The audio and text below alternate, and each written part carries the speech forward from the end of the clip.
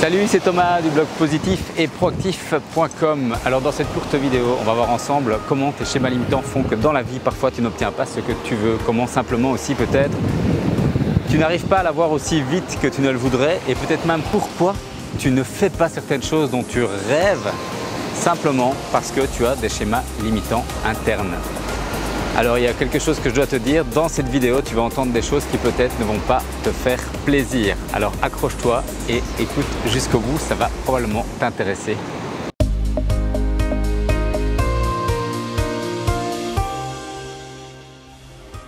Alors pour comprendre cette histoire de schéma limitant interne, il faut que tu comprennes le fonctionnement de ton cerveau. En fait, tu ne vis pas dans la réalité, d'accord? Il y a une énorme différence entre la réalité et la perception que tu te fais de la réalité. Et ça, c'est dû à 3 modes de fonctionnement de ton cerveau que je vais t'expliquer dans un instant. Est-ce que tu sais qu'on ne perçoit que 7% de la réalité qui nous entoure? En fait, nos capteurs sensoriels, nos sens, notre vue, notre odorat, notre toucher, etc. ne peuvent percevoir que 7% de tout ce qui se passe autour de nous. Donc ça, c'est la première chose. C'est-à-dire que chacun d'entre nous va percevoir des choses différentes en fonction du sens qu'il aura privilégié. Ça, c'est la première chose, ça s'appelle la suppression. Le cerveau fonctionne par suppression. Il y a tellement d'éléments à capter qu'à la base, il en supprime 93%. Première chose. Deuxième chose, ça va être la distorsion. Ton cerveau fonctionne par distorsion. Alors c'est quoi la distorsion? C'est simplement le fait de maximiser ou de minimiser un événement, quelque chose que tu vis, simplement à cause de la manière dont tu te sens à ce moment-là, au moment où tu le vis. Donc tu te sens bien, tu vas trouver quelque chose qui est plutôt sympathique et quand tu ne te sens pas bien, tout va te paraître fade, tout va te paraître un peu sombre.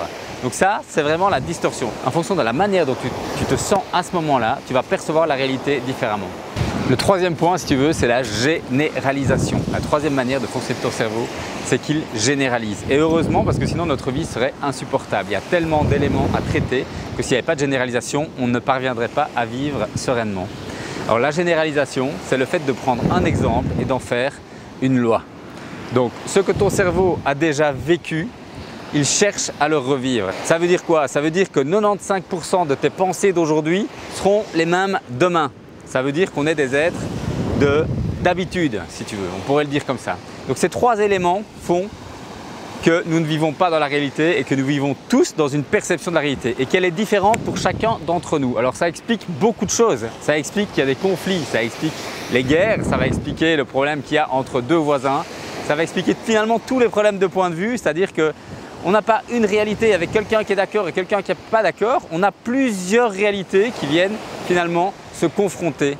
Donc il y a les faits et puis il y a la perception des faits. Alors ça, j'espère que tu l'as bien compris parce que c'est essentiel pour la suite de la vidéo. Alors finalement, cette histoire de schéma interne limitant, je ne sais pas si tu as déjà entendu parler du syndrome de l'imposteur. C'est cette petite voix qui te dit que tu n'es pas la bonne personne pour faire telle ou telle chose, que peut-être tu ne le mérites pas, que peut-être tu n'es pas capable de faire ça. Cette petite voix-là, ce qui est intéressant à voir, c'est finalement qui te dit ça, si ce n'est autre que toi. C'est toi qui places ces limites-là toi-même, d'accord?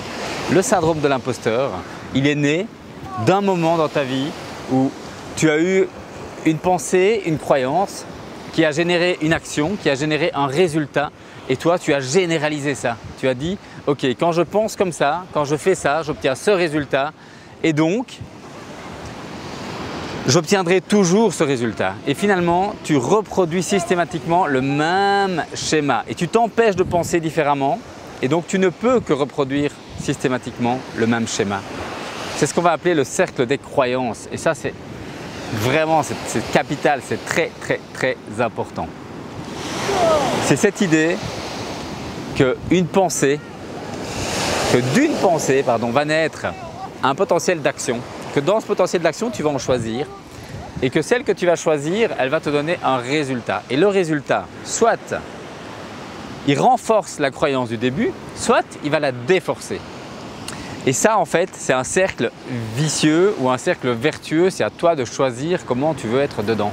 Alors le cercle vertueux, c'est je choisis les bonnes croyances, celles qui m'apportent, celles qui me portent au quotidien. Et ces croyances, finalement, elles deviennent des habitudes et je deviens habitué à réussir. Et sinon, il y a l'autre croyance qui te dit « tu n'es pas capable, tu n'as pas les capacités, tu n'as pas assez d'énergie, tu n'as pas assez d'argent, tu n'as pas assez d'amis, tu n'es pas la bonne personne pour faire ça ». Et cette croyance-là, elle va aussi t'apporter un résultat qui va aussi renforcer cette croyance. Alors tu peux choisir une croyance qui te porte ou bien tu peux choisir de garder cette vieille croyance pourrie qui te dit que tu n'es pas capable. Moi, ce que j'ai envie de te dire, c'est que finalement, tout s'apprend. Tout peut s'apprendre et tu sais comment on apprend? On apprend le mieux en imitant ceux qui ont déjà fait avant nous. C'est comme ça quand on apprend à manger, c'est comme ça quand on apprend à marcher, c'est comme ça quand tu apprends à conduire une voiture. C'est comme ça pour finalement tout ce que tu apprends. On apprend par imitation, l'humain apprend par imitation, expérimentation, essai, erreur. Donc l'action reste un élément clé, vraiment un élément déterminant de tout l'aspect de la réussite.